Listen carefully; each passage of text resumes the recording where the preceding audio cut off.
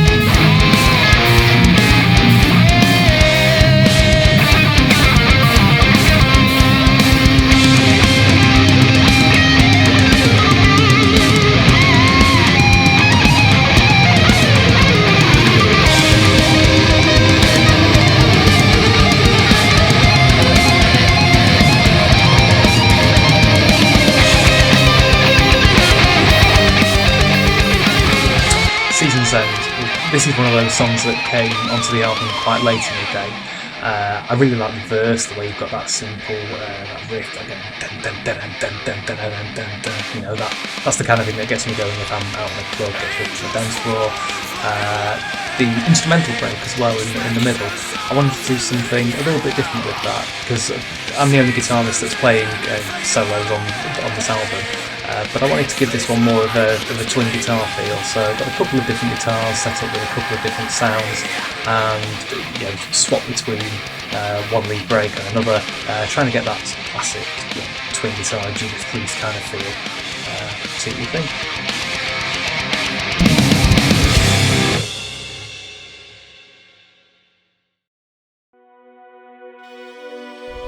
With Paris to Berlin, I remember hearing it in a pub while I was still in Liverpool, and when it got to that the whoa-oh bit, when I heard it I thought, wouldn't that be fantastic to be sung by a great big crowd? I know it's a pop song and it was just on in the background, but I just thought with some massive drums and massive guitars, that could really liven the crowd up and it would be a great thing to hear this great big chant along with it. So I took it back, had a play with it, created this little demo, and took it to the band, and they really went for it. They said, yeah, we think we can do this.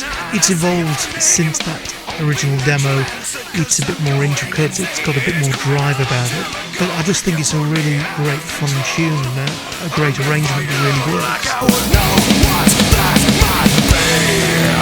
From Paris to Berlin and every disco I get in, you've got me bombing for love, bombing for love. Cause when I'm thinking of you and all the shit we could do, you've got me bombing for love. You left me longing for you. You left me longing for you.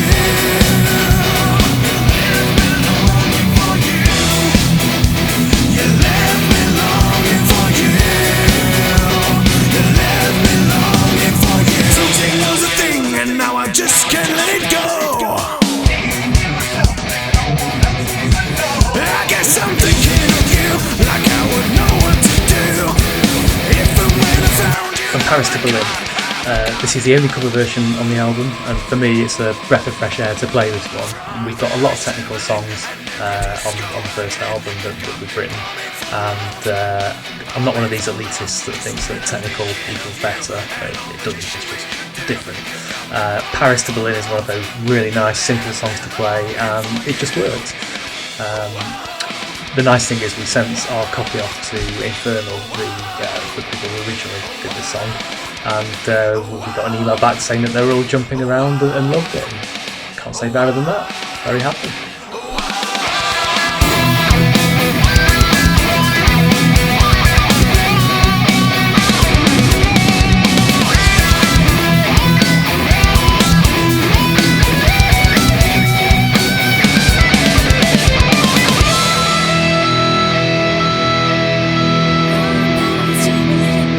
Disco, I get in, you've got me bobbing.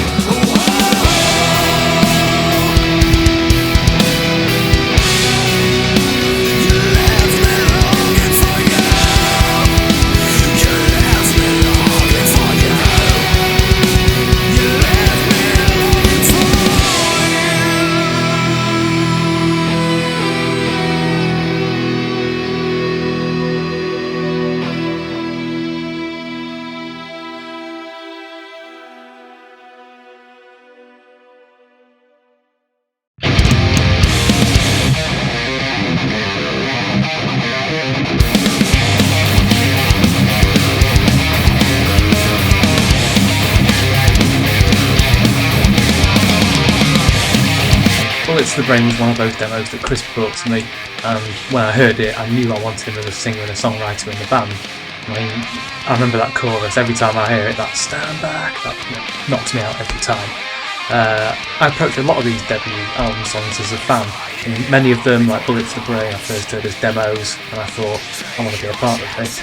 And it was great to get a chance to add some of my own touches to it and rework the verse for the final version that you're hearing now.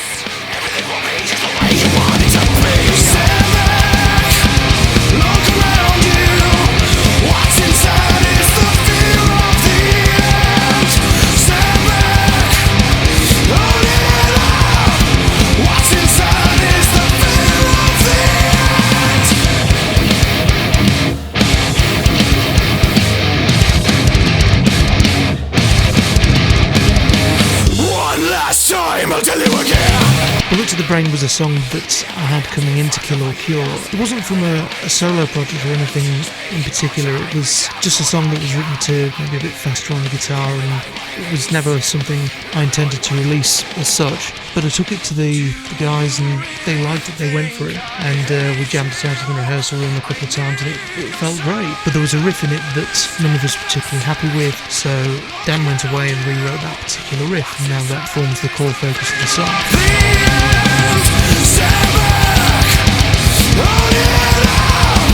What's inside is the fear of the end. Find a way to push it behind you.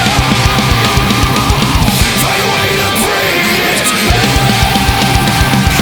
Find a way to push it behind you. Find a way to bring it back. Push it behind you. Find a way to bring it freedom.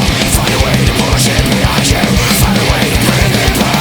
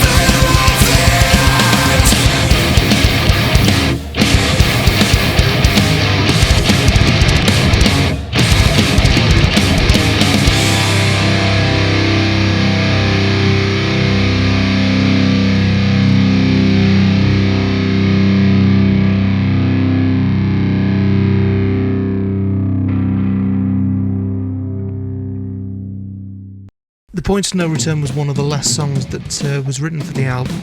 Lyrically, it's trying to set the scene of effectively a crime scene, a murder scene, but that acts as a metaphor between what happens during a childhood compares to how that affects your development, how that alters your mental state and the way you act within certain circumstances. And it acts as this bridge of the butterfly effect, i.e. that some small incident seems incredibly prophetic as you get older and massively impacts the way you think and the way you act.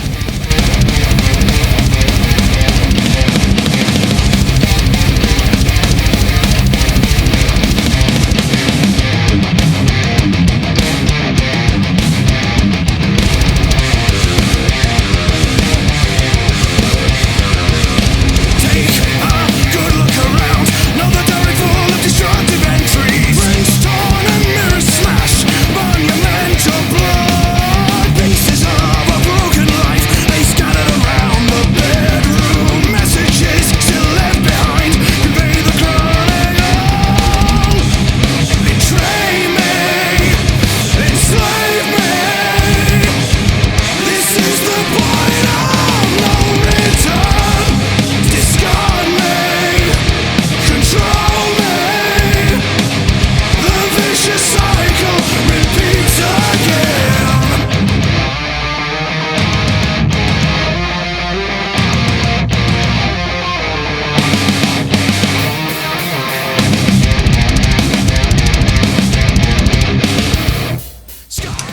point of no return. This one reminds me how long the process was between starting this album and finishing it, because we lived with this one for a long time as an instrumental. And it was only when the final piece, the vocals, went over the top that really truly appreciated what we created on this one. The instrumental section was originally different. Chris likes to write more over a steady rhythmic background, and I quite like a more melodic chord progression to go over. So changed that up a little bit. That allowed me to do a few nice classical runs and burn up the fretboard a little bit. The vicious cycle repeats again.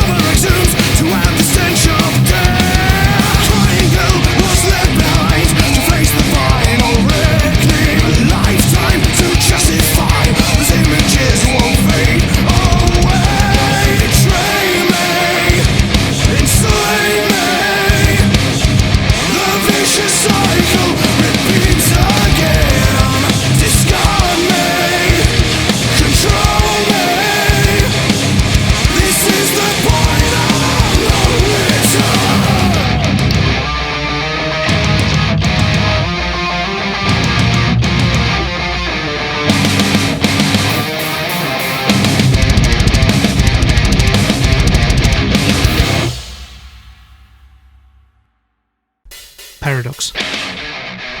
I remember when we just started writing the album and we just started working together. Dan came round to my little home studio. We played this riff. It's the riff which opens Paradox. And I remember thinking, this is fantastic. This is really the way to push it.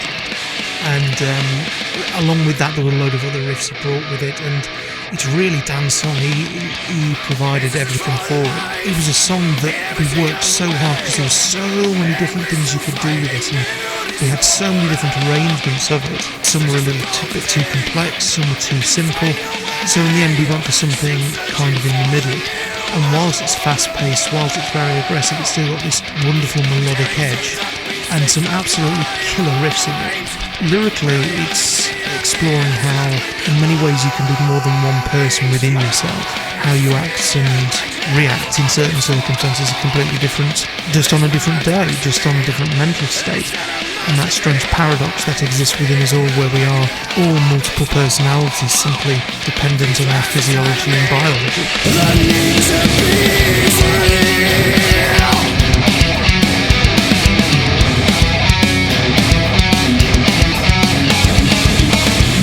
When you're all alone in a crowded place, too many voices screaming words of hatred, passing through your soul, makes you feel inhuman. Never meant to be forsaken.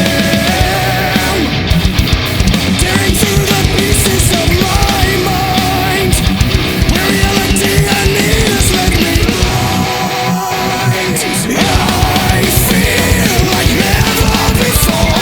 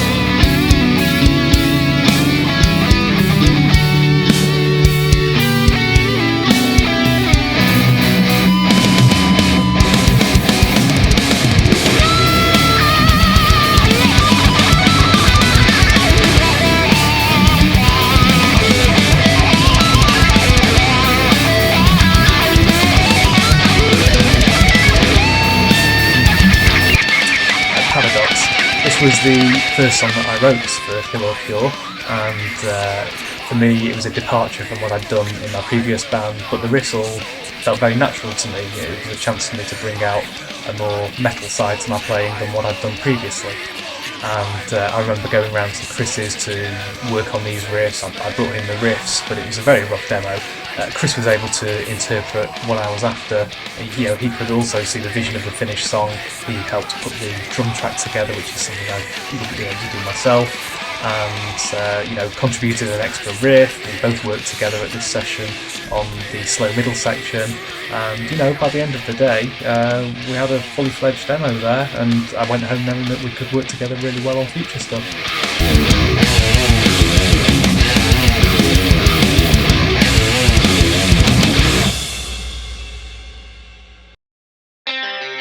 For You is a really personal song for me. It's a song that's been around a really long time, and it's something I've tried to create on a number of occasions, and I've never quite got it. There was always something missing. I always knew I had this great vocal melody and a really good chorus, but it lacked the drive or the aggression it needed. So when I took it to Kill or Cure, they reworked it a bit, and it gave it that missing element, that extra oomph that I think it lacked.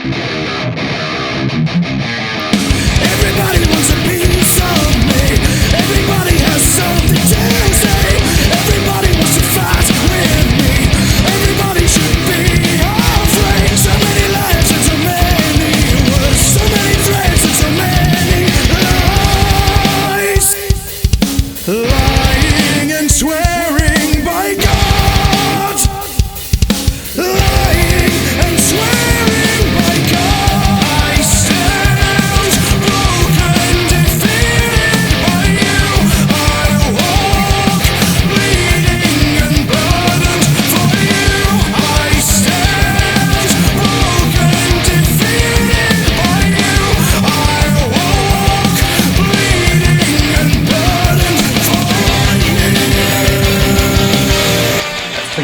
This is one of those tracks that has taught me not to judge a demo too quickly. When Chris first brought this to the table, the bare bones of the song, it didn't instantly grab me, but Chris and I, we've got different writing styles, and we respect each other's contributions. So I thought maybe Chris can see a bigger picture to this song, which I can't just yet. So I'll let Chris go away, work on it further, and when he came back with a fully fledged demo with the vocals on, I was completely sold. Lying and swearing by God. Lying and swearing by God. I stand broken, defeated by you. I walk bleeding and burdened for you. I stand broken, defeated by you. I walk bleeding and burdened for you. It's a really old song. It was written after one of the bands I was in, not as a vocalist, disbanded, and all of that feeling of rejection, how hard you've worked for something, someone just to throw it back at you, is really what the song's about. And I think it's something that resonates in a lot of different circumstances, not just within music, though this is what this happened to be about. But when I've sat back and read the lyrics, I can think of a number of occasions and instances in my life where you can associate it.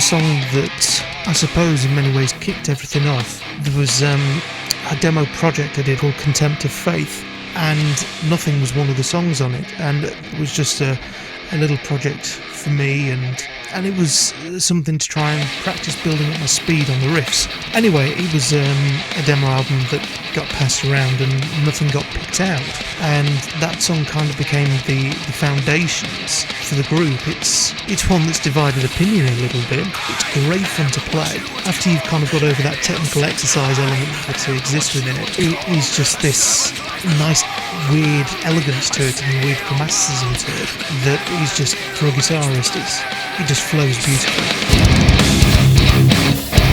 Nothing. This takes me right back to the start of Kill or Cure, when we were auditioning for a vocalist for the band, and I'd started to tighten up my rhythm playing and started to down-tune, write some heavier material.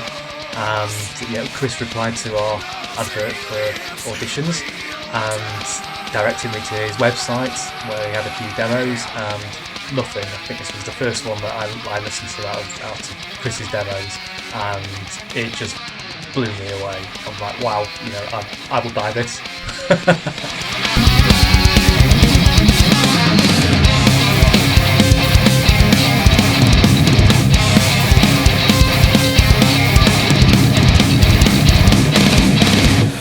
Let me take you down to the secrets no one will share. Lives have lost their meaning to the greatest thing. All around me I see a world that never saw one erase.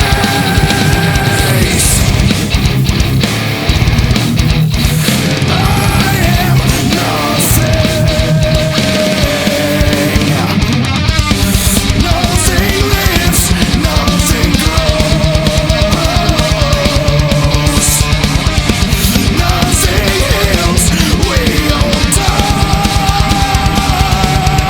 In terms of the subject matter, it's talking about the consumerist nature that seems to exist within Western society, that we just consume and leave behind this waste until nothing really remains. It's kind of viral actions and reactions towards our environment and our surroundings. It's not something which is necessarily socio-economic, it's just more of a perspective of our own mentality and our own culture, that it seems so easy just to consume and disregard rather than reuse or nurture.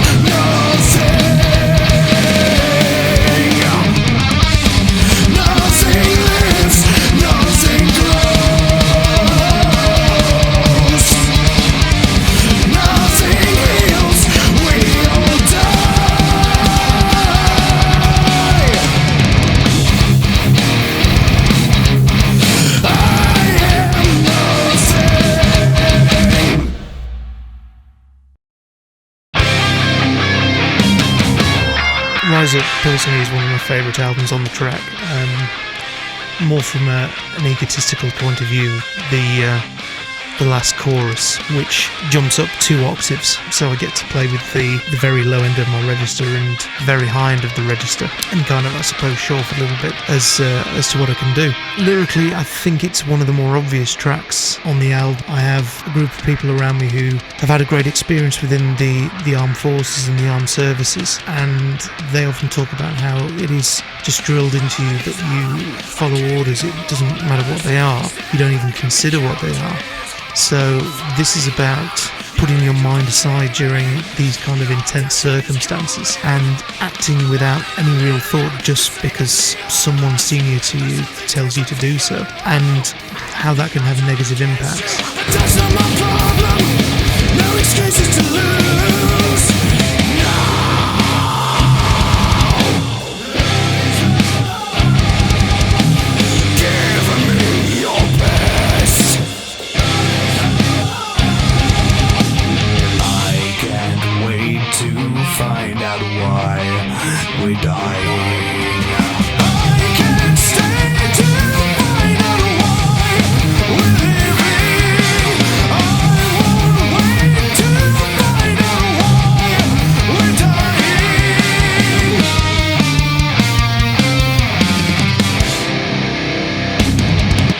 Rise Up. This is one of those songs that starts with a melody line quite high up on the guitar, and it's nice to get away from the low end chugga chugga for a bit. We play in this band down-tuned 6-string guitars, down the drop C, got 7 strings that tune lower than that. But you've got 6 or 7 strings there and 24 frets, and it's a shame not to use a lot of them.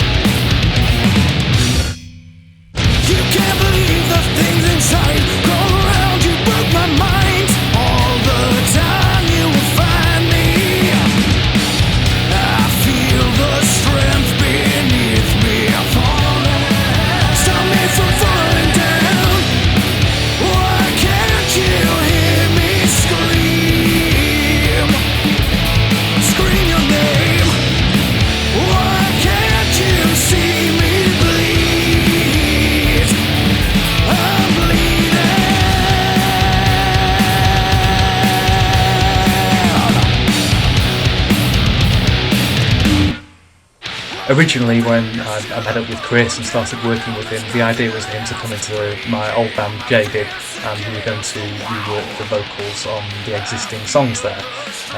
The more we worked together, the more we realised that we were both looking at heading in a new direction, something a little more metal and a little less hard rock.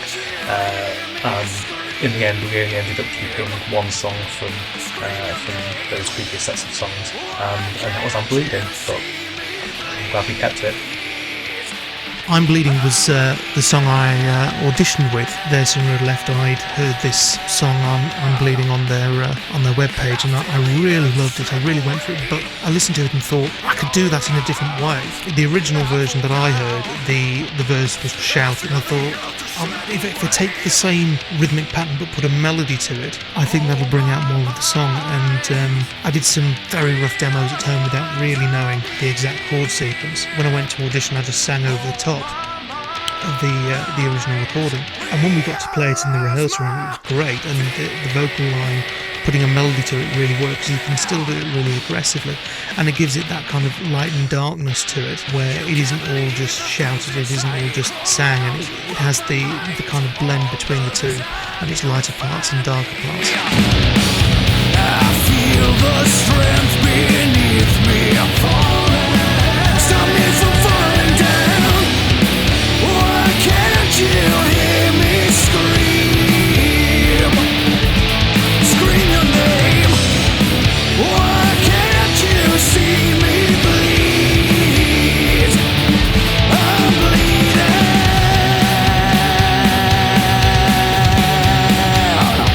This was one of the last songs that I wrote for my old band, and this came about. I was just jamming around in the rehearsal room. I'd recently moved to 7-string guitar, and I was playing around on the low string, and spontaneously the verse riff just popped out, and I was lucky enough to be able to get it down and record it before I forgot it, where 9 out of 10 riffs usually end up forgotten.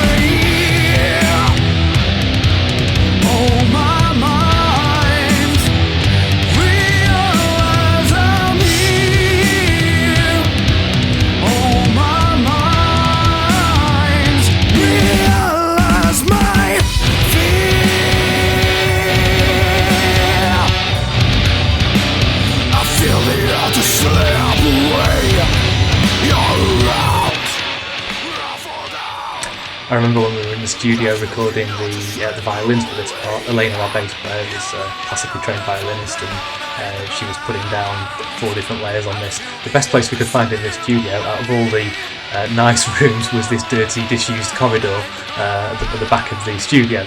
And so we ended up setting up in there, getting the lines down, and getting just the right echo on there.